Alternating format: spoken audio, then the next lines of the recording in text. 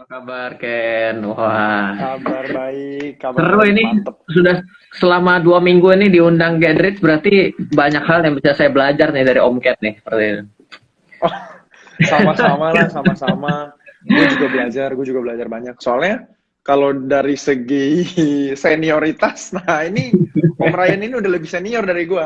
Lu Siap. udah berapa tahun Oke. kemarin sebut kalau nggak salah 18 tahun ya? Gue tuh baru setengahnya, men. Baru 9 Iya, tahun. sudah hampir hampir 18, hampir 18. Mulai di usia 18 sudah umur 35 sekarang. Berarti udah 17 menuju 18 tahun lah kurang lebih. Ya, apa, abis Sweet Seventeen kemarin berarti ya? Sweet Seventeen ya, di kala pandemi kita Sweet Seventeen siap. Oke, oke. Ya, Thank you Ryan. Jadi gue tadi baru habis nyapa teman-teman yang hadir ikutan live. ya, Jadi tuh gue tadi habis cerita backgroundnya buat teman-teman mungkin ada sebagian yang belum ikutin story gue. Hari ya. ini tuh gue bahas soal emas. Jadi gue nanyain ke teman-teman nih, menurut kalian emas gimana sih? Secara investment menurut kalian oke atau enggak gitu? Ya, Dan sebagian mostly jawabnya oke. Terus ya, gue tanya nih, mereka, tunggu gue ambil buka deh, biar gue nggak salah. Takutnya tadi sama sekarang hasilnya beda kan. ya. Gue sambil buka dulu ya, gue lihat. Investasi emas, fisik, gue nanya kan fisik atau online, dan jawabannya adalah mostly fisik. Mhm. Jadi lumayan loh yang jawab fisik itu ada 67%, dan yang jawab Wow. online 33%. Iya, Gitu. Jadi lumayan berbandingnya berasa gitu ya. Terus gue iya. nanya sekalian, lu kalau apa online belinya di aplikasi apa? Terus banyak lah jawabannya ya. Siap. Terus berikutnya gue nanya kalau offline, kalau Hmm, offline, kalau fisik maksudnya, online. Oh, kalau fisik. beli emas fisik, kenapa? Karena Mhm. 67% nih orang pada jawabnya fisik kan. Terus jawabannya mostly mirip-mirip. Karena kalau fisik lu bisa pegang langsung. Terus ada Mhm. satu member Billionaire kelas jawab, karena bisa dielus-elus, bikin kalau Iya, gue pakai emasnya makin semangat gitu. Karena oke. ngelihat wah ini hasil pencapaian gitu ya, Iya. makin semangat. Mhm. Terus gue jawab, ya menurut gue ini masuk akal karena gue Iya. gue ini juga suka beli emas, maksudnya buat nabung, dan Mhm. gue belinya dalam bentuk fisik. Sebagian ada yang online, tapi Iya. sebagian juga dalam bentuk fisik, dan gue motivasi gue beli fisik emang itu gitu. Oke. Jadi ada gue pakai karena ya gue seneng aja lihat. Padahal Iya. kalau keluar rumah ya belum tentu gue selalu pakai juga sih. Kayak Iya. paling kalau cincin kawin kan pasti pakai. Tapi Iya. kalau selebihnya ya kadang pakai kadang enggak gitu. Oh, nggak Terus kadang-kadang diumpetin ya? Cincin apa? kawin nggak kamu, cincin kawin nggak kadang-kadang diumpetin nggak? Enggak. Ini gue Siap. nggak tahu nih istri gue nonton nggak ya? Siap. Kalau istri gua nonton di depan langsung. Oh langsung. Ini lu pakai cincin kawin nggak? Gue lagi nggak pakai lagi. Oh, gua pakai, tenang, aman. Lu berarti tersangka kan? Oke. Gue cuman pakai kalau keluar rumah. Justru Oh, siap. gue kalau di dalam rumah gue nggak pakai, kayak mager, kayak ya nggak tahu deh istri gue pakai nggak ya. Tapi kalau gue dalam rumah nggak pakai Oke. gitu. Well, terus lanjut lagi ya. Ini menurut gue jawaban yang paling menarik tuh tadi. Jadi ada beberapa orang sih, tapi ada satu yang DM gue specifically. Terus dia bilang gini, kalau fisik itu gue nggak kena riba. Sedangkan kalau online, gue kena riba. Nah, gue nggak ngerti Aha. nih. Kalau gue kan, Iya, iya. tapi menurut gue ini menarik. Iya. Karena pas kemarin live kita Kamis, kemarin bahas Forex, lu sempat Mhm. bilang kalau kita beli, ada Iya. yang namanya futures juga, dimana kalau Iya. lu beli dan lu nggak, lu bisa cairin gitu. Iya. Apa, datang barangnya gitu kan. Nah, mungkin Iya. lu yang lebih ngerti kali pas bahas Iya. nanti gitu ya. Baik. Terus ada yang jawab online karena Mhm. praktis, karena bisa Mhm. nyicil dari duit kecil, Mhm. terus gak ribet nyimpennya, Mhm. soalnya nggak punya safe deposit box katanya. Iya. Dan ada juga yang chat gue pengennya emas-emas, bukan emas, tapi gue pengennya Iya. emas-emas. Dan mbak-mbak boleh juga. Siap. Gitu. Oke, jadi mungkin ini gue apa? Ini insight-nya, overview-nya, Iya. mungkin kita mau bahas emas. Nah, kalau menurut lu sendiri gimana nih? Ada tanggapan nggak? Emas Iya. oke nggak sih gitu? Baik, jadi selamat malam buat teman-teman semua dari teman-teman di Goodreads dan juga di Ryan Filbert ya. Jadi sebenarnya kalau saya mencoba untuk, saya kan orang yang suka bertualang ya dalam berinvestasi dan mengenal sebuah instrumen gitu. Jadi kalau saya belajar sebuah instrumen itu, begitu saya tahu satu instrumen apa gitu, saham saya akan pelajari sampai sedetailnya dari yang saya mampu gitu, melihat dari sebuah instrumen. Nah, ternyata di dunia, ketika kita mau bicara investasi emas, sebenarnya investasi emas itu ada 7 level investasi emas. Oke, ada Gue ambil 7 nyatet level. ya kalau gitu. Waduh, Oke, kita jadi takut kalau gue ambil catat, takut nyatet nih. salah ngomong itu. Enggak, biar gue nanti bisa nanya lebih dalam gitu kan. Gue Baik, mewakili teman-teman semua. baik. Oke, Jadi oke, oke. level 7 level. pertama adalah, ini level pertama dan level yang paling kuat secara keabsahan kepemilikannya. Namanya adalah membeli emas secara fisik. Kalau kita beli emas secara fisik, yang mana kita bisa bayangin, kita pergi ke toko emas, kita bisa bawa pulang emasnya, yes, itulah yang namanya beli emas, benar-benar ada, kita bisa bawa pulang, kita bisa elus-elus, kita bisa jadiin bantal, hati-hati rematik aja ya kalau kita jadiin bantal, dan keras pula gitu ya. Tapi emas fisik itu pun dibagi menjadi dua. Yang pertama adalah bentuknya sebagai alat investasi, yaitu disebut dengan, di Indonesia disebut dengan LM atau logam mulia. Kalau di luar disebut dengan fine gold bar. Jadi bentuknya adalah emas batangan gitu. Itu adalah bentuk investasi emas yang paling jelas. Karena memang itu diperuntukkan untuk orang investasi. Sedangkan kalau orang yang level 1,5, ini adalah menjadikannya sebagai perhiasan. Kenapa? Karena perhiasan bisa membuat orang pakai, menjadi semangat. Kalau dia perlu uang, dia bisa cairin dan dia senang juga, bisa kadang dipakai dan tidak. Namun itu bukan sebuah investasi, tapi itu separuh-separuh antara investasi dan konsumsi. Konsumtif lah. Nah, karena apa? Karena di dalam pembelian emas secara bentuknya perhiasan, itu bukan emas murni. Kalau dulu kita ngomongnya karat-karat, kalau saat ini ngomongnya adalah kadar. Jadi kadarnya adalah kadar 75, kadar 80, dan biasanya kalau untuk mengikat berlian, itu kadarnya tidak bisa kadar menuju 100% murni. Karena perlu Ya, betul. kekerasan tertentu agar bisa mengikat berliannya, ataupun mau dijadikan mengikat batu apapun lah ya. Kan ada Ya, cukup betul. banyaknya, ada ruby dan lain sebagainya. Nah, jadi ini yang perlu saya ceritakan adalah ketika kita berinvestasi emas secara fisik, maka satu adalah repot untuk simpannya. Yang kedua adalah ketika kita beli terlalu kecil, maka kita akan dirugikan dengan biaya cetak itu sendiri. Jadi kalau teman-teman yang menyimpan emas fisik secara kurang dari 25 gram, coba dibagi deh. Harga per gramnya menjadi jauh lebih mahal dibandingkan menyimpan di 25, di 100, di 250, di 500 gram, dan di 1 kilo. Tapi menyimpan emas dengan 1 kilo kan harganya lumayan sekali. Hari ini sudah hampir 1 miliar.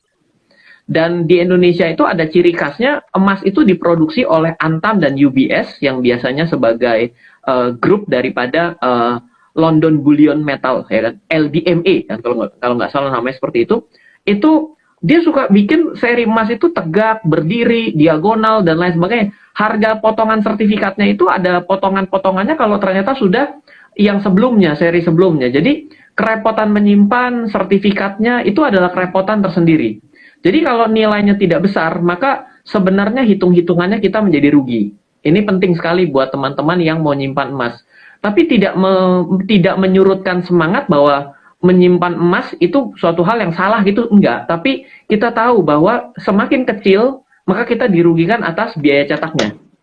Dan saya mau highlight sebenarnya, apa sih yang membuat kita membeli emas? Selain kita pakai, sebenarnya kepentingan kita mau beli emas, kecuali kita ini punya pabrik elektronik ya. Kita punya pabrik handphone ya, itu ada emasnya. Gitu. Tapi kalau misalnya kita adalah orang biasa, kemungkinan emas itu hanya dijadikan sebagai alat investasi. Artinya adalah ketika kita berinvestasi, yang kita care itu sebenarnya kenaikan dan penurunan harga emas. Kenapa? Karena emas mau ditinggalin di brankas 20 tahun pun, itu tidak beranak. Ya nggak ada dong, begitu dibuka, anak emas kecil-kecil lucu-lucu ya, udah dari yang 100 gram udah jadi punya anak setengah gram, kan nggak ada.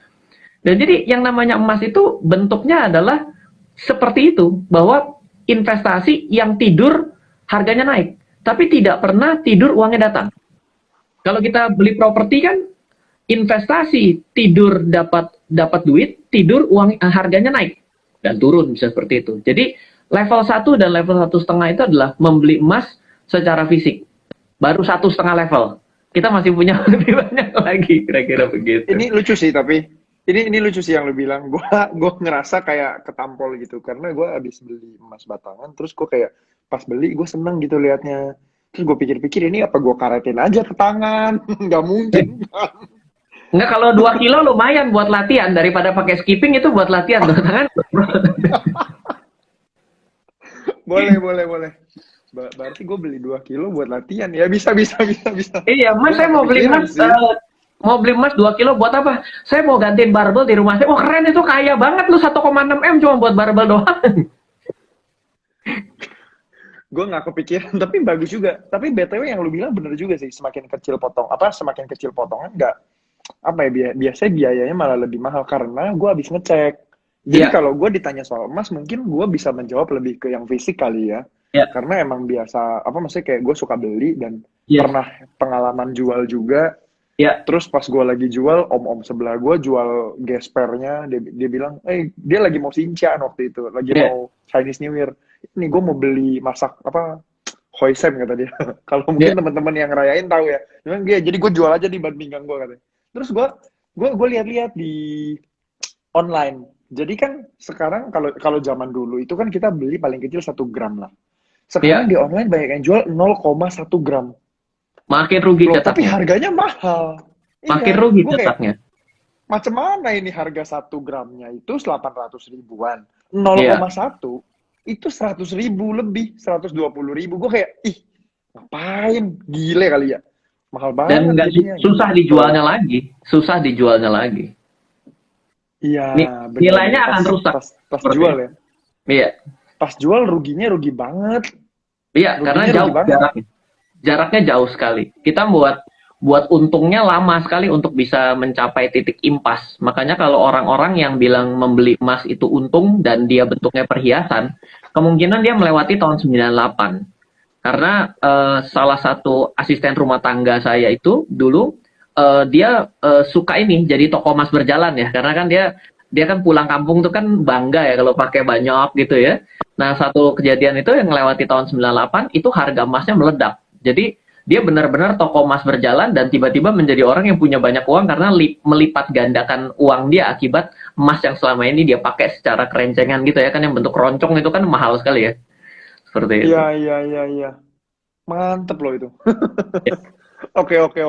Yuk, level-level berikutnya gimana? Level Oke, berikutnya. baik. Gue Baik, jadi setelah penasaran. kita bicara level 1, maka kita akan beranjak kepada level selanjutnya, yang mana ketika kita membeli emas itu bisa kita dengan cara melakukan cicilan emas. Nah, kalau cicilan emas itu adalah emasnya itu kita membeli dengan cara dicicil. Nah, kalau kita membeli dicicil, itu kerugiannya adalah kita sebenarnya menjadi spekulatif. Kalau yang namanya orang investasi emas, itu dengan dia beli sekarang, kita sama-sama tidak tahu harga emas 1 tahun lagi ke harga berapa. Kita tidak ada yang tahu. Nah, Iya, bener. dengan dia mencicil emas, sebenarnya kerugian pertama adalah dia dipastikan harus membayar lebih mahal daripada harga emas saat ini dong, karena ada konsep Iya, entah sifatnya akadnya jual beli sehingga menjadi prinsip syariahnya tetap terpenuhi, atau sifatnya bunga berbunga, tetap saja dia akan membayar lebih mahal. Nah, iya bener. tapi tidak selamanya salah selama dia membeli dengan gram yang besar.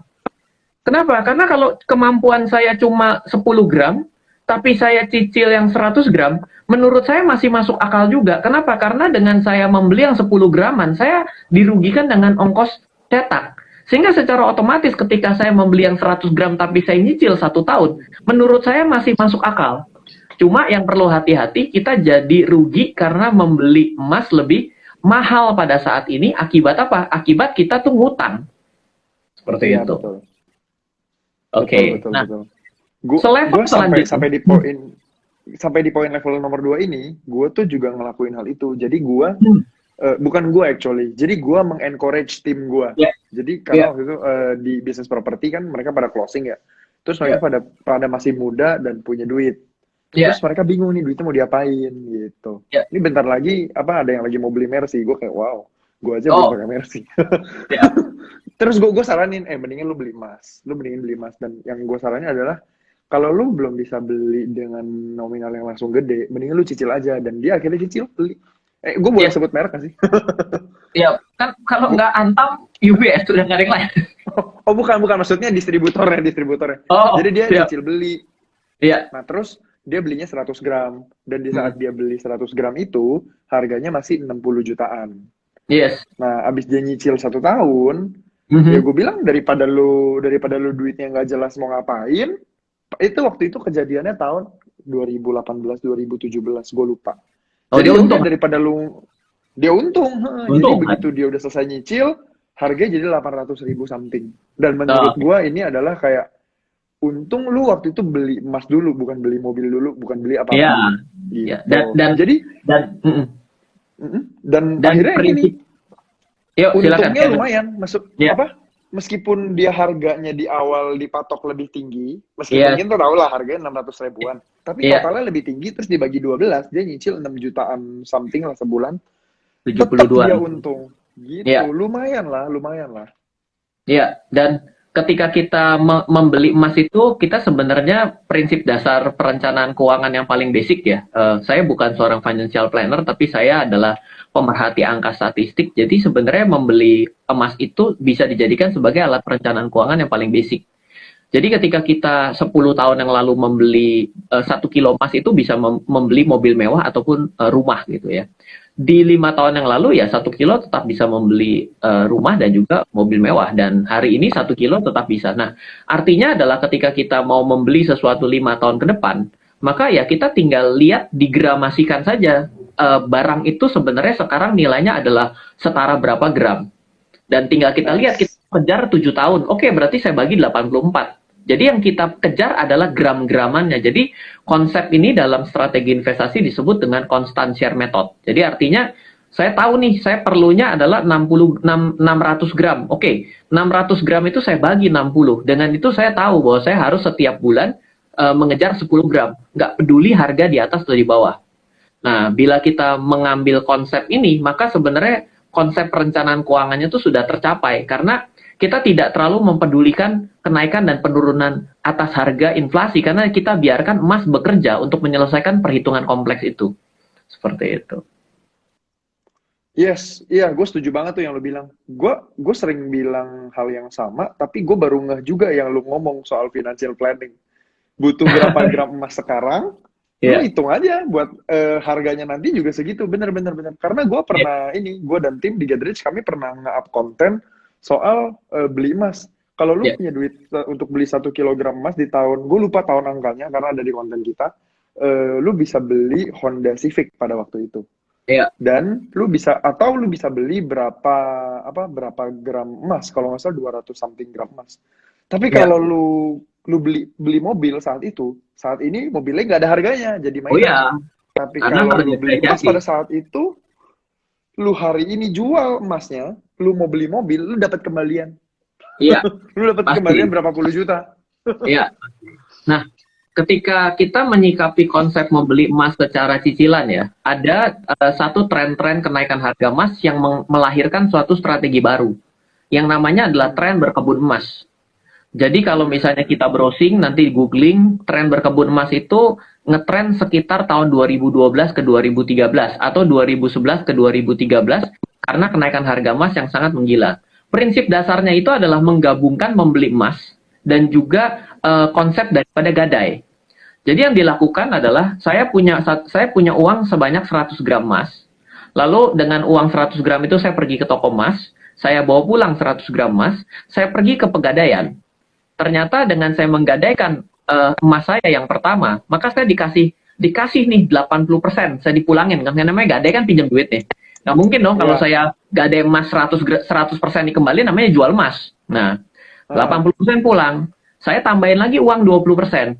Saya pergi lagi ke toko emas, saya dapat emas kedua. Saya pergi lagi ke pegadaian, saya kembali lagi 80%. Nah, saya ulang hal tersebut 5 kali. Maka yang terjadi adalah dengan modal 2 batang emas, saya memiliki 6 batang emas. Iya dong, kan saya pulang pergi pegadaian 5 kali. Iya. Berarti ada 1 Iya. di tangan saya, di pegadaian ada 5. Berarti yang saya rasakan sebenarnya adalah kenaikan, kalau harga emas naik, saya merasakan kenaikan 6 batang dengan modal 2 batang. Ini adalah konsep yang disebut dengan leverage. Artinya, dengan 2 batang menjadi rasa 6 batang, artinya 1:3. Jadi, kalau harga emas naik 1 kali, saya merasakan kenaikan 3 kali lipat. Ini adalah prinsip berkebun emas, yang mana prinsip ini hanya bekerja bila harga emas naik. Karena kita harus bayar biaya titip, kita harus bayar biaya simpan, dan lain sebagainya. Artinya, strategi berkebun emas ini sebenarnya merugikan kalau harganya turun. Dan kemungkinan besar kita pasti akan merasakan harga emas turun, dan seberapa kuat kita akan bertahan dalam 2-3 tahun, kita terus bayar biaya titipnya kepada si pegadaian tersebut, dan biasanya kan kurang dari 1 tahun. Nah, hal seperti ini yang harus kita hindari apabila terjadi suatu euforia kenaikan emas. Dan ada cara lain yang nanti kita akan bahas ya, dari 7 level ini, adalah metode 1:3 ini. Ada di tempat lain yang memungkinkan Anda 1:100. Dan Anda tidak perlu bayar biaya titip.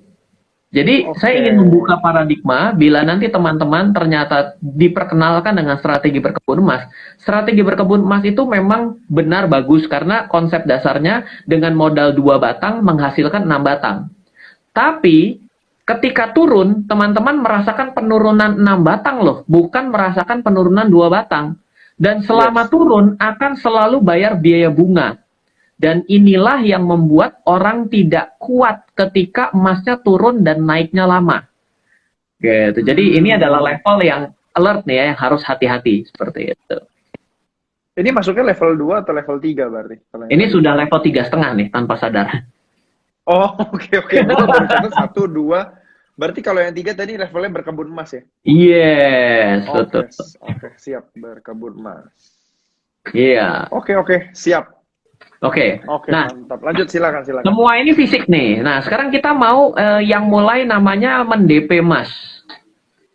Jadi, ada transaksi yang kita sudah dimungkinkan adalah melakukan DP. Jadi, kalau orang yang sudah mengenal yang namanya konsep ada namanya beli dan gadai, lalu dilipat gandakan seperti itu adalah cara yang mungkin berhasil kalau naik. Tapi kalau naik sekian persen pun belum tentu menutup fee daripada gadai. Jadi hati-hati nih kalau sampai dipresentasikan metode berkebun emas. Lebih baik ambil konsep yang keempat, yaitu adalah mendp emas.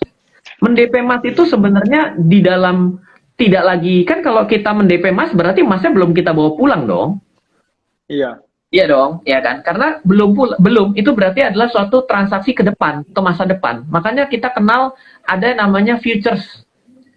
Futures itu adalah kita itu dikasih tahu, nanti kamu minggu ketiga, kalau misalnya kamu mau tebus DP-nya, kamu bisa bawa pulang emasnya. Jadi futures trading itu sebenarnya adalah konsep yang namanya orang mendp-kan terlebih dahulu.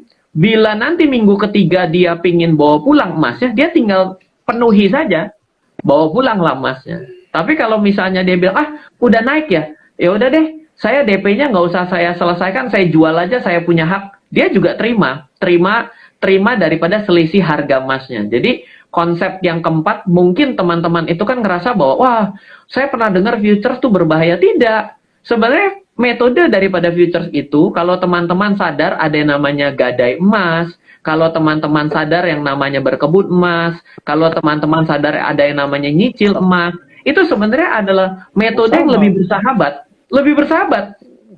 Iya. Kenapa lebih bersahabat? Bahkan lebih bersahabat. Oke. Iya. Karena kita fee-nya lebih kecil, diatur dengan jelas, dan juga kita boleh dibilang ketika di minggu ketiga itu, ataupun ketika mau harus diserahkan emasnya, kita punya pilihan loh. Kita tebus, atau kita jual langsung tanpa perlu kita tebus. Artinya kan, kalau kita punya mindset pertama bahwa yang namanya emas itu menguntungkan ketika harganya naik, dan merugikan ketika harganya turun, saya kan sebenarnya nggak terlalu penting dengan emasnya saya bawa pulang atau tidak. Iya. Ya. Berarti futures trading itu sebenarnya one of the solution kalau kita itu mengenal level-level ini. Seperti itu. Yang ditebus itu kalau di futures trading, kalau kita tebus sisanya, dapat fisiknya emasnya. Secara tidak langsung seperti emasnya dibawa pulang ke rumah kita. Oke. Udah pernah coba Ryan pernah coba juga gitu hal Nah, seperti ini terus bawa oke. pulang masa juga apa gimana? Ya, jadi ini good question ya. Jadi ketika kita melakukan transaksi futures, biasanya penyedia likuiditas transaksi futures itu paling dekat di Indonesia tuh lewat Singapura. Karena lintas negara, secara otomatis kan akan sulit ya kalau kita bisa lewat bandara bawa emas aja sudah repot sekali kan. Oleh karena itu di minggu ketiga itu kita sebenarnya transaksinya dipaksa harus jual, selesaikan. Tidak bisa kita bawa pulang karena Oh, masalah iya, lalu iya. lintas gitu. Makanya kita harus Oke, oke. mindsetnya bila kita melakukan transaksi ini sebenarnya yang kita care adalah harganya kan gitu. Loh Pak, saya masih kepingin tahan loh barangnya. Oh nggak apa-apa, perpanjang aja kontraknya dengan kontrak yang bulan depannya lagi kan gitu dong. Misalnya saya masih bilang, oh saya tuh nggak mau mengeksekusi loh. Saya ini masih kepingin, saya masih punya view bahwa emas ini akan naik. Masa saya harus jual? Nggak perlu. Selesaikan kontraknya, lanjut ke kontrak selanjutnya. That's it, kan gampang kan? Seperti itu. Oke. Berarti kalau if we're in this kita lagi di Singapura boleh bisa ambil gitu. Kalau kita transaksinya I mean mungkin kita tinggal di sana, kita bukanya Ya, di sana itu bisa. saya belum pernah mengeksekusi langsung ya, tapi yang Heeh. karena memang penyedia likuiditasnya itu memungkinkan kita untuk mengeksekusinya tidak di deliver. Karena kalau di deliver itu kan akan ada ongkos cetak tuh. Oh, Di mana ya ongkos cetaknya ya itu ya. ya delivery-nya itu yang tidak diatur. Karena kalau Jadi enggak PR, iya iya oke. betul. Jadi secara otomatis eksekusinya itu akan terjadi secara langsung adalah dijual rugi atau ya dieksekusi seperti kita itu memiliki emasnya dan dijual gitu. Makanya mindset utamanya ketika kita melakukan transaksi-transaksi ini dengan mindset utamanya bukan karena pengen dipakai, bukan karena pengen dilus-elus, dijadiin bantal, maka kan care-nya terhadap price gitu. Nah, kalau Iya terhadap price bener kan sih. tinggal iya, Care-nya sama itulah kira-kira. harganya. Yes. Oke. Oke oke paham. Gua ulang sedikit ya. Jadi ini yang sebenarnya ini yang dibilang DP emas itu ya kita DP sebagian dulu, nanti tunggu waktu. Kalau tadi Ryan bilang itu 3 minggu, setelah 3 minggu harganya naik, lu punya dua pilihan, lu mau tebus sisanya bisa, atau Hmm? lu jual langsung gitu. Yes. Karena since kita di Indonesia, kita liquidity provider terdekat itu di Singapura, ya kita Yes. diarahin untuk ya jual langsung aja. Kondisinya Iya. ya kalau harga naik lu dapat untungnya, Yes. kalau turun ya berarti kita rugi gitu ya. Rugi, udah pasti. Sama kayak kita Ya beli oke, toko emas aja. Saya beli ya satu ya kilo, paham ternyata paham. harganya 800.000, lagi turun ke 750. Terus ya udah berarti kan saya lagi rugi. That's it. Iya, Sesimpel itu paham, kok. paham. Paham, paham. Makanya kita care-nya sama harganya, bukan Yes. sama pakai. Kalau tadi level 1 sampai 3 kita ngomongin fisik. Kalau udah Masih ada level 4 ini kita keinginan. ngomongin di I see, I see. Oke, Masih oke. ada hasrat Paham, mau paham. dipegang, dilus-elus, mau dijadiin bahan baku industri itu susah karena kita nggak bisa duduk di sana karena itu kita mau pakai kan barangnya. Kita tidak care terhadap investasinya, tapi kita care terhadap kebutuhan fisiknya. Itu tidak bisa dilawan. Oke. Itu sudah pasti seperti itu. Oke, sip kalau begitu. Lanjut. Lanjut. Oh lanjut, Info oke berikutnya. siap. Oke, nah jadi ketika kita berbicara, Ryan begini, kalau saya itu repot sekali harus setiap minggu ketiga kontrak saya perbaharuin, saya mesti jual dulu kontraknya sekarang, saya mesti beli lagi di kemudian, saya terlalu repot, ada nggak kontrak yang selalu diperpanjang? Kan ada dong, akhirnya kita kan tidak suka dibatasi oleh kontrak dong, bener nggak? Lah itulah namanya perdagangan komoditi dengan kita menggunakan instrumen broker forex. Kenapa? Oke. Karena di broker forex itu kan kita tidak pernah ada tenggat waktu kapan kita harus jual dan kapan kita harus beli dong. Dan ketika Oh, kita pergi ke futures dan kita pergi ke broker forex, sebenarnya kita bukan hanya bisa beli, tapi kita bisa jual loh. Tanpa perlu beli barangnya. Karena di instrumen derivatif itu kita boleh beli, baru jual kemudian, atau jual dulu, beli kemudian kan. Jadi ketika mulai sampai dengan level keempat ini, kita itu punya kemungkinan untuk melakukan dua arah transaksinya. Bedanya kalau futures, mindsetnya adalah DP barang, tapi nanti minggu ketiga saya harus tebus. Atau kalau saya bicara, saya repot kalau kontrak harus saya perbaharui terus. Bisa nggak? Yang kapan saja bisa execute. Ya itulah transaksi komoditi pada perdagangan forex yang hari ini berseliweran di sekitar kita. yang nama kodenya XAUUSD, ya itu barangnya sebenarnya. Iya. Oke, oke. XAU. Iya, ya, paham. Gue tahu XAU USD-nya, tapi gue apa? Berarti di sini kontraknya diperpanjang nih, ada temen yang nanya nih di sini, Farsa_15, perpanjangan kontrak ada biaya atau enggak?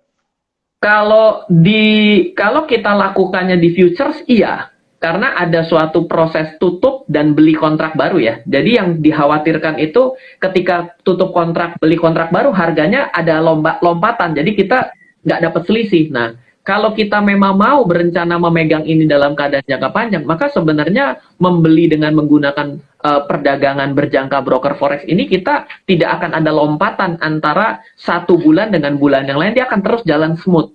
Dan secara tidak langsung juga di broker forex itu, satu, kita juga tidak ada biaya swap.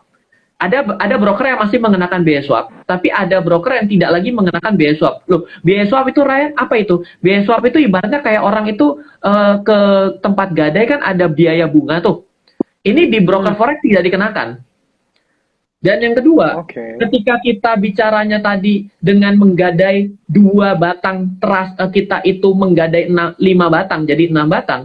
Di broker forex Anda itu gadai 1:100. Batangnya 1, tapi Anda menguasai 100 batang. Jadi lebih enak dong. 1, tidak pakai biaya gadai. Yang kedua, bukan 2:6, tapi 1:100. Jadi jauh lebih murah. DP Anda jauh lebih murah. Itulah yang terjadi dalam perdagangan komoditi forex. Makanya ketika ada banyak orang yang selalu berbicara mengenai hal yang negatif gitu mengenai forex, saya agak bingung. Kok dia berani melakukan gadai, di mana gadai itu jauh lebih tinggi bunganya, dan jauh lebih mahal secara cost atas transaction dia lakukan. Tapi ketika kita bicara dengan perdagangan forex yang mana tidak ada perdagangan komoditi itu ada biaya bunga dan inapnya, yang namanya swap free. Yang kedua adalah dimungkinkan mendp hanya 1 dari per 100. Kok dia bilang lebih bahaya? Saya nggak bisa imajinasi karena salah paham gitu artinya. Bener sih. Gue mulai masuk akal sih. Gue belum pernah praktek di forex, tapi gue pengen belajar nih. Makanya dari kemarin kan kita ngobrolin forex tuh di Kamis lalu sama Kamis besok nih. Gue langsung nanya di ini deh, mumpung ada Ryan gue, sebelum besok hari Kamis kelas, gue pengen belajar sama lu dan gue pengen bisa praktek langsung. Kira-kira langkah pertama yang harus gue lakukan apa? Karena kan nanti hari Kamis nih. Well, sebelumnya Kamis kemarin kan gue sama lu bahas forex tuh. Terus Kamis itu kagak kelar tuh, masih banyak banget pertanyaannya. Dan Kamis besok nih kita mau bahas lagi. Jadi sebelum Kamis besok, gue daftar dan belajar dari sekarang masih bisa nggak? Maksudnya keburu nggak dalam beberapa hari ini? Oh, gini, kalau kita yang namanya perdagangan di broker forex gitu ya, itu sebenarnya perdagangannya 24 jam dalam sehari. Artinya kita mau pagi, siang, malam, perdagangan itu selalu ada. Jadi kita bisa belajar dan kita bisa melakukan simulasi transaksi. Sehingga kita tidak seperti orang yang baru, terus tiba-tiba bingung, pencet tombol takut salah, kita tiba-tiba deposit, itu kan berarti membuat kita jadi tambah bahaya dong, karena ketidaktahuan salah pencet tombol kan kita bahaya sekali. Nah, kita bisa melakukan transaksi forex itu dengan virtual trading. Nah, yang pertama kali saya sarankan kepada teman-teman ada 2. Yang pertama adalah cobalah untuk melakukan transaksi pada broker forex yang ada di Indonesia. Dan diawasi Bapepti, jangan diawasi OJK, karena OJK nggak melayani transaksi perdagangan komoditi dan forex. Gitu. Nah, di Bapepti, kenapa? Kalau teman-teman merasa dirugikan, teman-teman tahu mesti teriak kemana. Itu pertama. Yang kedua adalah pastikan ketika Anda sudah membuka akun untuk pertama kalinya, cobalah virtual dulu. Jadi ngerti, oh yang dimaksud si Ryan itu membeli emas itu dengan menggunakan broker forex itu adalah yang kodenya XAUUSD. Berapa sih pembelian minimumnya? Oh, 0,1. Oh, 0,1 ini kalau saya beli setiap kenaikan harga emas dunia $1, naik berapa sih? Oh, $10. Oh, kalau saya beli 1 lot, saya berarti setiap kenaikan $1 emas dunia, oh naik $100. Lah, kalau turun gimana? Ya kalau turun sama dong, kalau naik 0,1 dapat 10, kalau turun 0,1 minus 10. Loh, minus 10-nya ditarik dari mana ya? Nah, hal-hal seperti itu kita jadi tahu. Dan bahkan buat teman-teman semua juga yang sudah memiliki emas nih, yang emasnya ada di rumah, itu kan paling sayang kalau ngelihat harga emas turun. Betul dong? Nah, iya Iya, dong iya kalau sih, harga. tapi kalau gue lulus aja tetap. Iya, iya, iya, iya. Nah, kalau kita emas turun, ketika kita memiliki broker forex, kita bisa mengambil sell. Jadi boleh dibilang adalah ketika emas naik, saya itu ngerasakan kenaikan emas atas fisik saya. Ketika emas turun, saya mendapatkan keuntungan di broker forex saya karena saya memasang posisi sell. Jadi mau dia naik dan turun, sebenarnya saya tetap mendapatkan keuntungan. Itulah yang disebut lindung nilai. Disebut dengan hedging. Hedging itu meniadakan risiko. Nah, itu kita mungkin bisa gue lakukan. gue punya pertanyaan nih. Ini di Siap. luar dari pertanyaan teman-teman mungkin ya. Kalau ini kan kita masuk ke level kelima, di mana ini perdagangan komoditas forex. Ya. Ini masih level 5 kan, belum masuk level 6 7 kan? Belum, belum, belum. Eh, ini kalau kita buka akun seperti yang lu bilang tadi, terus kita Ya. beli, itu kita hitungannya trading atau invest, beli diemin aja, bisa atau gimana? Bisa saja, bisa saja kita menggunakan broker forex ya. Contohnya kalau di Indonesia terdaftar di Bapepti, misalnya saya ini adalah salah satu yang mengedukasi terkait dengan market ini dari okta.id, Okta Invest Sama Berjangka. Itu kita mindset kita bisa jadi seorang investor kok. Contoh, kalau Jadi gue saya beli tinggal aja bisa. bisa, Oke, bisa. Saya masih oke, banyak oke. posisi-posisi beli saya itu dari tahun 2016 itu masih ada sampai hari ini.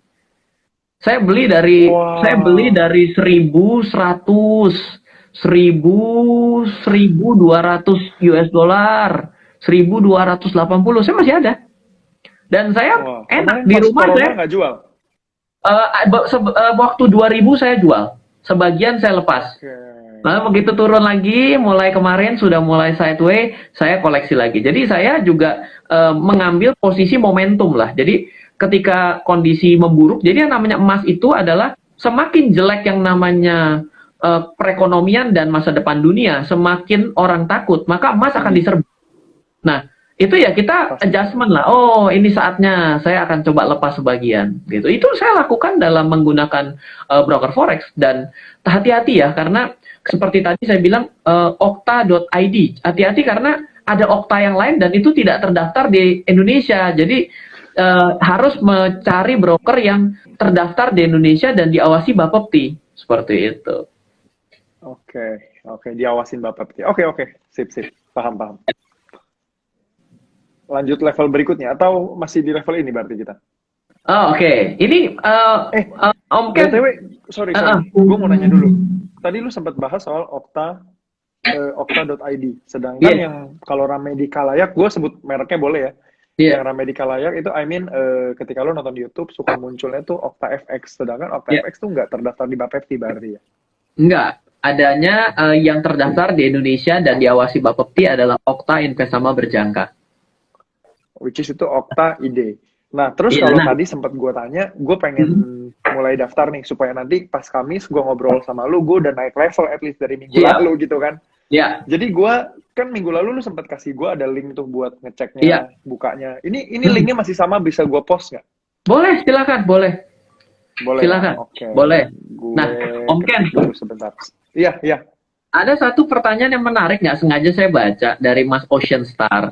Benar, bisa ditinggali, tapi modalnya harus gede biasanya, bro. Kalau modal kecil nggak cukup kena MC. Yang dilakukan Mas Ocean Star ini mentalnya adalah seorang trader dengan mengambil keuntungan sebesar-besarnya dengan modal sekecil-kecilnya. Jadi kalau melakukan dengan konsep seperti ini, itu akan memiliki risiko yang tinggi. Jadi kalau misalnya kita itu melakukan transaksi seperti seorang investor, ya kita harus tahu bahwa satu lot itu sebenarnya dengan membeli di perdagangan bursa komoditi di forex, itu kita satu lot itu setara membeli emas 3 kilo loh. Lah masa membeli emas 3 kilo? Di broker kita sih memang diperkenankan hanya $1.000 sudah boleh beli yang 3 kilo itu. 3 kilo itu 2,4 miliar loh kalau kita beli dengan beneran kita pergi ke toko emas. Lah, ya kalau dengan modal 1.000 bisa beli 2,4 miliar, ya jelas saja akan memiliki risiko sangat besar dong. Kenapa? Setiap turun $1, saya akan menderita kerugian $100. Artinya, $10 penurunan emas dunia, saya sudah kehilangan $1.000. Jadi, kalau misalnya kita mau berinvestasi, kita menggunakan long term, ya ukur uang Anda jangan dengan modal 50 juta, tapi Anda belinya satu lot dan Anda berencana simpan sangat panjang. Ketika harganya turun, Anda dalam resiko besar. Kenapa? Karena sebagian transaksi itu menggunakan uang broker.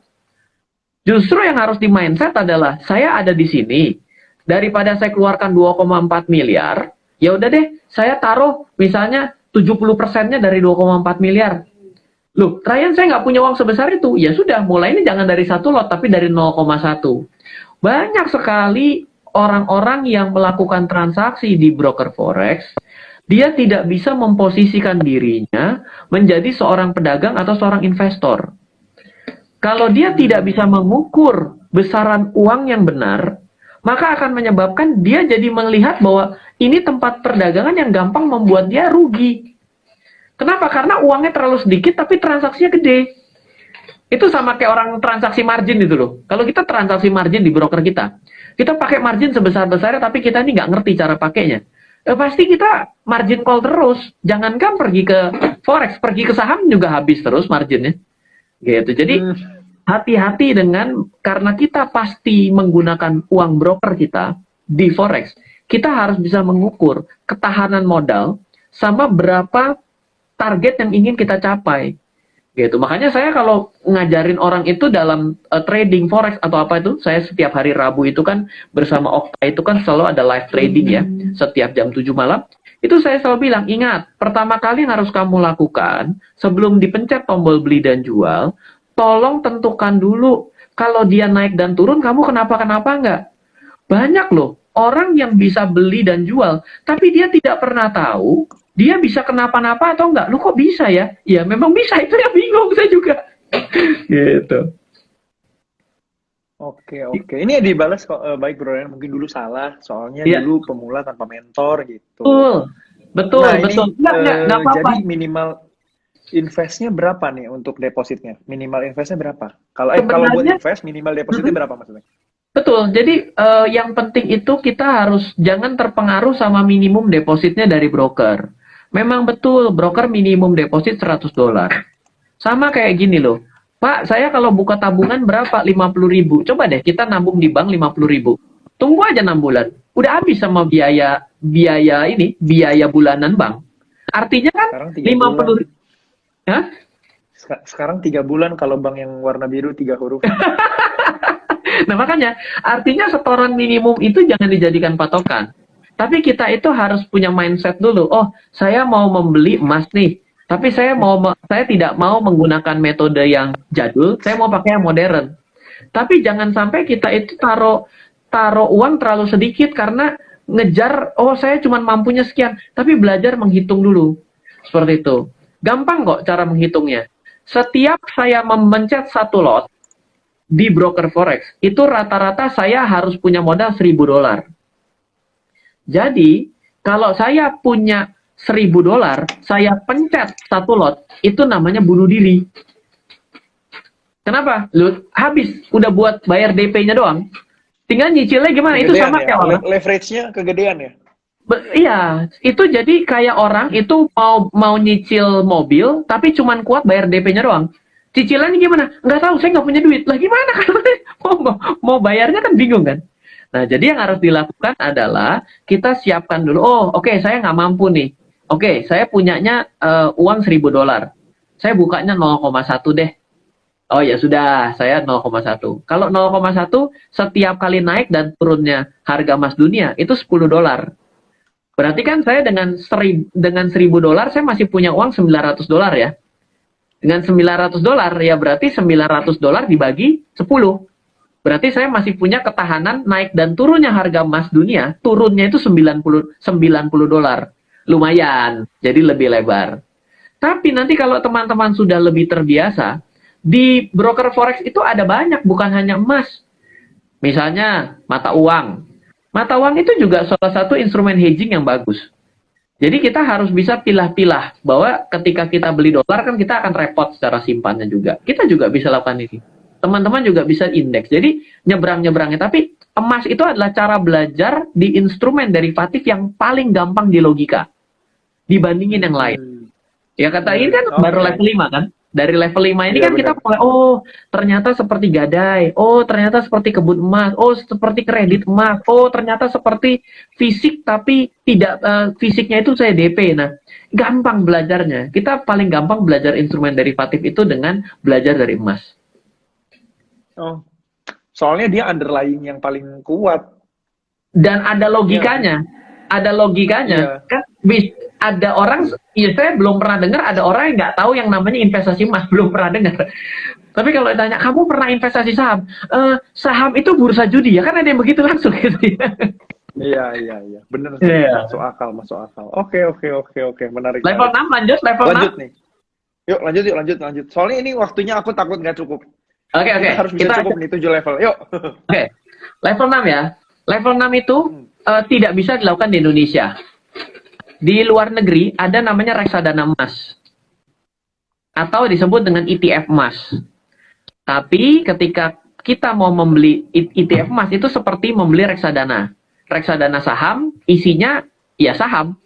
Reksadana emas isinya ya emas. Jadi fund manager itu bisa membeli seperti reksadana. Cuma ya kita tidak ada di broker Indonesia. Mungkin adanya di Amerika. Misalnya contohnya adalah IAU dan SLV. IAU itu adalah Aurum, jadi adalah ETF emas, atau GLD ETF emas juga. SLV itu adalah ETF silver. Jadi bisa tuh ke sana. Kalau teman-teman jeli ya, sebenarnya yang harganya under value adalah investasi silver. Dan silver sangat tidak applicable kalau disimpan dalam bentuk fisik.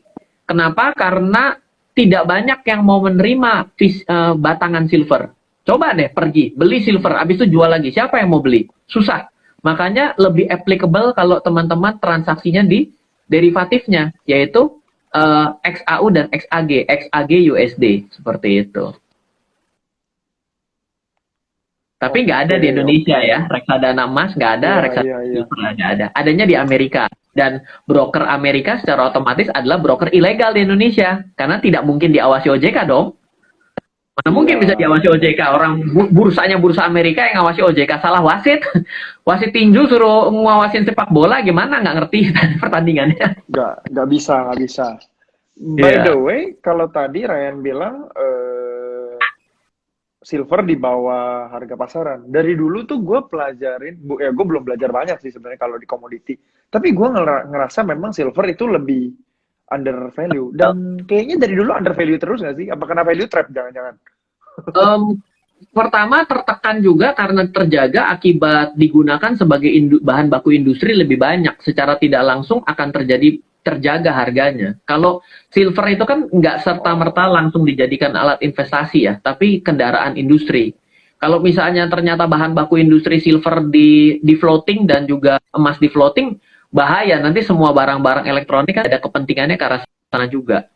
Jadi secara otomatis silver agak tertahan secara valuasi dan sangat tertinggal ya. I see. By the way, Ryan agak putus-putus tadi. Nggak tahu nih, teman-teman pada putus-putus nggak suaranya? Tadi yang kalimat terakhirnya gue nggak kedengeran.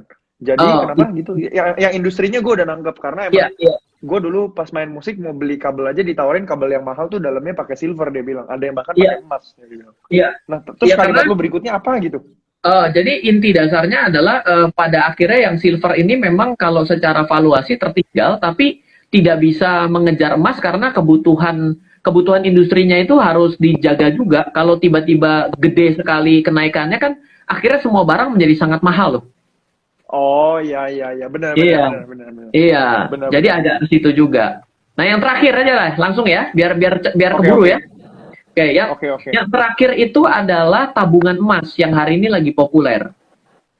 Pada akhirnya kalau kita bilang, Pak, yang namanya beli instrumen derivatif kayak tadi kan nggak ada fisiknya. Sama tabungan emas yang hari ini ditawarkan, semua juga tidak ada fisiknya, masih dalam bentuk tabungan. Yang membedakan adalah ketika kita pergi ke broker forex, kita itu tidak perlu membayar 100%. Karena apa? Satu uang saya 100 uang 99 uang broker. Tapi kalau teman-teman pergi ke tabungan emas, kan 1:1. Pak, saya mau beli 1 gram. Emang boleh dibayar cuma 0,1 gram dapat 1 gram? Nggak bisa. Berarti sebenarnya ketika teman-teman melakukan tabungan emas, di ujung sana mungkin penyelenggaranya itu menggunakan transaksi seperti yang saya ceritakan pada level 4. Tapi teman-teman menjadi bayar 100%. Justru strategi yang saya ceritakan, membeli pada perdagangan broker komoditi forex dan forex itu sebenarnya membypass strategi yang dilakukan oleh orang-orang yang melakukan tabungan emas. Kita melakukan secara mandiri tanpa menggunakan mereka sebagai perantara kita. Dan sama juga kok, apakah kita pernah tahu jumlah cadangan emas yang mereka miliki?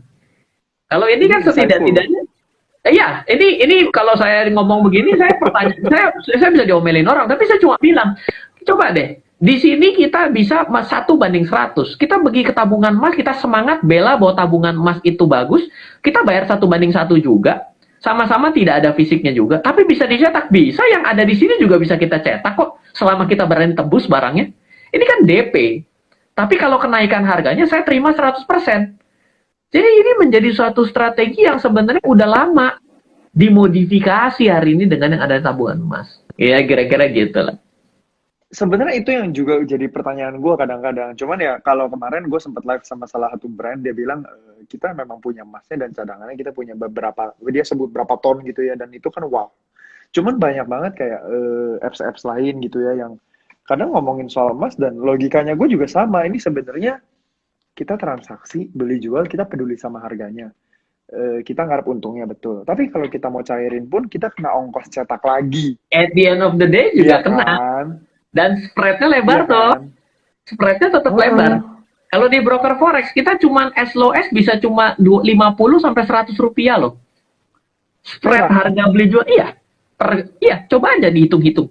Sekarang buka nih ya, Anda daftar nih di okta.id, virtualnya lakukan. Anda screenshot seberapa selisih harga beli dan harga jual. Jadikan ke rupiah. Nanti Anda lihat deh, angkanya berapa selisihnya. Oh, maksudnya ini SLOS tuh maksudnya karena emang pergerakan harganya, jadi kita jual beli nggak termasuk sama ongkos fee transaksi gitu, commission fee gitu nggak termasuk atau gimana? Nggak ada, kita nggak ada itu. Kayaknya hanya spread kan. Intinya kan kiri kanan saja. Bid dan as itu kan tinggal kita lihat berapa dolar selisihnya kan. Paham. Iya sih, bener sih. Yang lo ngomong bener banget sih. Karena gue sukanya yang fisik kan. Yang online ada beli ya, well di brand-brand yang warna hijau, warna biru, warna apa gitu ya. Iya. Warna hitam emas juga gue beli gitu ya. Tapi ya, fisiknya gue mau cairin, gue bayar lagi ongkosnya. Gitu. Bayar lagi. Yang lo bilang barusan bener sih. Karena kalau spread, ketika gue jual beli, bahkan di aplikasi yang gue sebut tadi brandnya itu, gue nggak sebut mereknya tapi gue sebut warnanya, kan di situ ada tulisan ya ongkos beli, harga beli dan harga jual. Sedangkan kalau lu ngomongin spread harga beli sama harga jual di perdagangan komoditi forex, ya cuman bid and ask doang ya bedanya ya. Coba aja. Gue baru nggak loh. Bener sih. Coba aja. Dan nggak perlu bayar 100% loh. Nggak bayar 100% loh. 1:100 loh. Saya nggak perlu bayar 100%. Iya. DP-nya. Jadi kita sebenarnya banyak bisa mengeksplor kok. Dan dengan kita menguasai 7 level ini, kita jadi tahu sebenarnya marketnya nggak bahaya dan instrumennya nggak bahaya. Kenapa? Karena semuanya bisa kita logika dan bisa kita hitung. Gitu. Paham. Ini level 7 ya. Oke. Siap. Thank you Ryan. Ini ada yang sebut moderatornya nggak paham. Memang saya lagi belajar sama Ryan. Jadi kalau saya expertnya, saya nggak expert di forex. Memang saya nggak tahu. Makanya hari ini saya belajar nih sama Ryan. Karena kita ngebahas emas tuh dari yang tradisional sampai yang ibaratnya sampai hari ini tuh perdagangan komoditi forex gitu ya. Kalau gue sejauh ini prakteknya di banyak instrumen lain, di properti, di saham, di reksadana, di yang lain-lain gue ada. Tapi kalau soal forex gue emang harus belajar. Gue mengakui kok. Gue nggak tahu nih kalau teman-teman seperti apa. Tapi menurut gue dengan gue nggak ngerti, justru gue nanya nih karena Ryan udah jago. Gue sama-sama lah. Dan hari Kamis nanti kita bakal lebih banyak bahas lagi. Jadi PR gue adalah, gue nggak tahu nih PR teman-teman gimana. Habis dengerin ini, apa yang bakal jadi action kalian supaya Ya, kalian makin maju keuangannya, gue nggak tahu. Tapi kalau ya, gue pribadi, PR-nya gue adalah gue mau daftar supaya gue ya. bisa belajar sama Ryan langsung Boleh, gitu. silakan. Go Supaya ahead. gue ini linknya udah gue tulis juga, Ryan udah kirimin ke gue supaya Hmm, gue bisa praktek, nanti ada apa-apa gue tinggal nanya sama Ryan. boleh. Siap.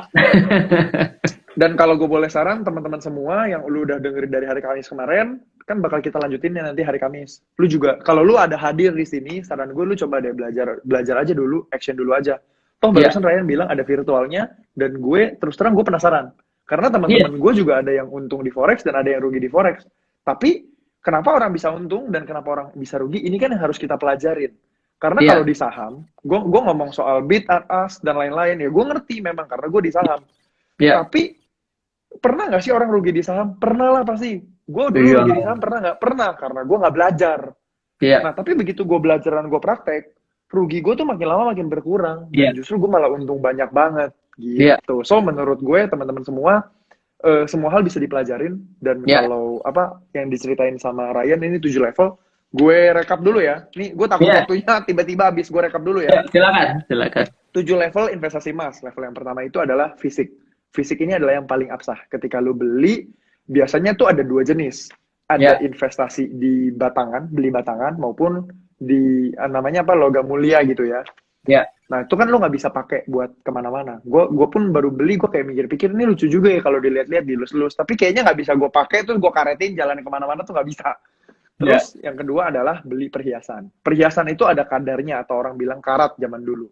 Nah, ini bisa, tapi ya lu ada ongkosnya biasanya. Ketika gue beli, biasanya ada namanya ongkos bikin. Gue suka banget nih sama modelnya. Tapi begitu gue beli, harganya ngikutinnya bukan si gram yang ada, tapi ada biasanya plus berapa, karena ada iya, ongkos. yes, Gitu. Terus, minusnya apa sih? Minusnya adalah repot biasanya, iya, karena disuruh jaga sertifikatnya ya. iya, Gitu. Terus dan lu berubah-berubah. harus punya berubah Seri gimana nih Mas Boy? berubah-berubah. Seri sertifikat berubah, modelnya tidur, berdiri, tegak, otomatis itu akan mengurangi nilai yang seri yang lama. Itu adalah permainan toko emas lah boleh dibilang. Nah, iya betul juga sih. Terus terang gue belum ngerti sampai ke yang sertifikat dan permainan toko emas itu. Karena kalau gue pernah punya pengalaman jual emas di pancoran gitu ya. Gue cari aja toko mana yang bisa menghargai emas gue paling tinggi. Iya. Yeah. Tanpa Sama kayak sertifikat kita, ya mereka bisa terima gitu. sama kayak dolar itu loh. Kalau di Indonesia tuh dolar itu seri tahun berapa nggak diterima, seri tahun berapa di harga potong sekian itu ada juga. Itu di Indonesia ya kejadian begitu. Kalau Anda pergi ke US ya semua kan diterima seperti biasa, seperti itu. Iya, iya, benar, benar, benar, benar. Jadi kalau yang si level 1 ini makin kecil potongannya juga, misalkan lu 100 gram lu potong jadi 1 gram, itu sebenarnya makin rugi. Kenapa? Karena harganya makin mahal. Bahkan Yes. yang gue udah lihat itu yang 0,1 gram, itu harganya mahal Parah, banget. parah ya 0,1 gram ruginya. lu bisa cek di Tokopedia, harganya tuh bukan 80.000 men, harganya 100.000 lebih. Ya. Padahal harga 1 gram lu beli batangannya itu 800 sekian ribu gitu. Iya. Gitu. Oke, yuk lanjut level kedua. Oh, by the way, tadi di level pertama gini, kalau kita investasi, ini rekap dari yang tadi udah kita bahas ya. Invest itu yang kita perhatiin sebenarnya naik dan turunnya. Iya. Jadi kalau misalkan kita ngomong investasi emas nih, tidur harganya naik, tapi Yes. bukan tidur dapat duit. Ini Iya. poin penting sih. Karena kalau gue investasi properti, gue tidur dapat duit. Tidur Yes. harganya naik. Well, Yes. bisa turun juga ketika cycle lagi jelek. Tapi Yes. kalau ngomongin emas, investasinya itu yang kita perhatiin ya harganya naik, bukan tidur Yes. dapat duit, nggak ada Yes. cash flow. Yes. Gitu. Oke, lanjut level 2. Tadi Ryan bahas soal cicilan emas. Ya. Ini masih fisik juga nih. Nah, tapi kalau cicilan emas harganya dimahalin. Ya. Jadi harganya dimahalin dulu karena dia pasti mau untung juga, lalu dibagi Yeah. tiap bulan. Karena kita nggak Yeah. tahu nanti beberapa tahun, beberapa bulan lagi harganya berapa. Ya. Gitu.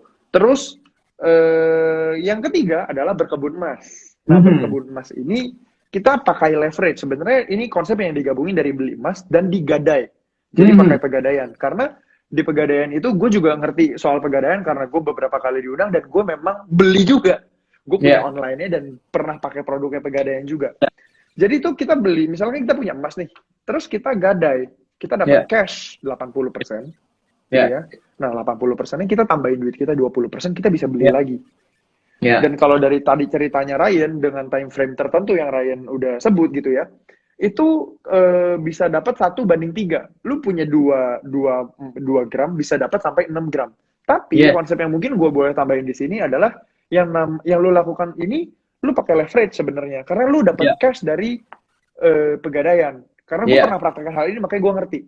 Ya. Jadi lu dapat leverage, lu tambahin duit lu sendiri lagi dan lu beli lagi. Tapi ketika harga emasnya turun 1:3, ya lu turunnya 3. Ya. Jadi lu Dan nggak ruginya kemana-mana jauh-jauh pun lebih rugi. banyak. Dan nggak kemana-mana Betul, pun rugi karena tetap bayar biaya bunga. betul, Mhm. bener. Jadi lu tiap bulan harus setor ke pegadaian, bener kan? Yes. Yes. Dan itu biaya titip sebenarnya ya, biaya Yes. titip, biaya apapun itu, dan lu harus Ya. setor. Jadi kalau lu Yes. harganya sideways, harga emasnya lagi sideways atau lagi Habis segitu-segitu bayar. aja, lu bakal habis kena bayar terus. Karena gue pernah Yes. praktekin, jadi gue ngerti. Bener sih Yes. yang lu bilang. Oke, itu yang tadi konsep ketiga. Jadi konsep ketiga ini bisa dipakai kalau lagi harganya uptrend. Ya, yang Bener mana kita nggak? nggak tahu lah kapan bisa naik bisa turun. Ya, Kan kita nggak bisa pastikan. betul-betul. Dan yang lu bilang waktu itu, gue lagi SMA. Tahun Ya. 2011-2012. Siap. Iya, itu yang apa, Ryan lagi ngajar capoeira di sekolah gue. Siap. Oke, lanjut ya. Terus Ya. level yang keempat adalah men-DP emas. Yes. Men-DP emas itu sebenarnya konsepnya bisa dibilang tuh future trading. Future Jadi lu trading. DP-in dulu sebagian, setelah 3 minggu, nah ini 3 minggu ini angka sakral Minggu 3 minggu ketiga. atau boleh berapa lain? Biasanya minggu ketiga. Jadi ada kontrak futures itu setiap bulan itu ada jatuh temponya. Itu adalah di minggu ketiga gitu loh. Oke, di minggu ketiga setelah beli gitu ya. Dia ada kontraknya yang kita ibaratnya dia setiap bulan tuh ada buka kontrak. Yang mana kontraknya itu akan expire harus di-execute di expire-nya di minggu ketiga. Oke, expirednya di minggu ketiga dari every month berarti. Iya. Oke, paham. Oke, paham. Jadi once udah sampai ke minggu ketiga itu, lu punya pilihan untuk jual langsung di Ya. harganya waktu itu, atau lu perpanjang kontrak, Dan beli kontrak atau baru. lu bisa tebus sisanya. Yes. Betul. Oke. Kalau lu di luar negeri, lu tebus sisanya, lu bisa dapat barang. Tapi kalau di sini, pilihannya cuman sih jual langsung. Harus jual. Atau Betul. perpanjang kontrak. Perpanjang tuh beli kontrak baru. Iya, beli kontrak Ya. baru. Oke, paham. Nah, yang kelima, level kelima ini adalah perdagangan komoditas forex. Yes. Gitu ya. Jadi Iya. ini yang tadi Ryan sempat bahas juga, hari Rabu live jam 7 tuh Ryan ada live trading, bener ya? Sama Yes. Okta. Bener. Yes. Oke. Di sini teman-teman nanti bisa belajar juga bareng Ryan, di-follow dulu. Yeah. Jangan lupa di-follow dan diikutin. Terus ini sebenarnya kalau nomor 5 ini bakal kita bahas lebih banyak nanti hari Kamis. Boleh. Iya nggak sih? Boleh. Gitu ya? Karena minggu lalu kita udah bahas forex dan persepsi buruknya ternyata banyak banget. Terus gue masih punya PR, pertanyaan banyak dari kemarin teman-teman karena belum kelar. 1 jam nggak cukup. Iya. Terus level 6 adalah reksadana emas atau ETF emas. Tapi ini adanya di luar negeri doang. US yang banyak. Oke, di US. Oke. Terus yang level ke-7 adalah tabungan emas. Level ke-7 ini tabungan emas. Kalau biasanya kita beli ya 1:1 online gitu ya. Iya. Tapi barangnya belum kita cairin. Ini yang tadi kita bahas terakhir. Kalau lu mau cairin, lu kena ongkos cetak juga. Sedangkan kalau lu pakai perdagangan komoditi forex, gitu ya, pakai forex, lu bisa beli 1 dan dapetin 100. Jadi lu gabungin beberapa konsep level di sini, ya nggak sih? Betul. Kita menggabungkan beberapa level yang lain. Makanya konsep yang perdagangan di broker forex dan komoditi ini sebenarnya adalah konsep yang paling bisa diaplikasikan pada setiap level ini. Dia mewakili dan ada keunggulannya selama kita mengerti dengan baik level-level yang lain. Makanya 7 level ini sebenarnya kalau kita pegang, kita sebenarnya jadi tahu kita ini yang paling oke yang mana buat kita. Seperti itu. Oke, paham. Oke, paham. So, live-nya sampai sini doang nih teman-teman semua. Ini udah gue rekap. Terus menurut gue yang penting gini sih, PR-nya adalah action plan lu apa setelah dengerin ini gitu. Kalau action plan-nya gue mau daftar, gue pengen belajar lebih banyak sama Ryan gitu. Ini Siap. ada yang komen panggil Pak Ryan gak sopan banget WKWK lalu-lalu aja. Oh Ryan ini aja gak kenapa-napa. Karena kan emang udah temen lama kita. Siap. Kita udah temen lama soalnya. Iya. Kenalnya dari 2000 berapa belas dari gue SMA gitu. Well ya tapi Iya. balik lagi ke topiknya teman-teman semua, balik lagi intinya adalah action plan lu apa Yes. gitu. Oke, yang penting lu dapat manfaat, jangan cuman berlalu saja, jangan cuman lalu doang gitu. Iya. Yang penting lu bisa action apa nih abis ini supaya lu bisa nambah ilmu keuangannya dan keuangan lu bertumbuh. Oke, teman-teman semua, sampai di sini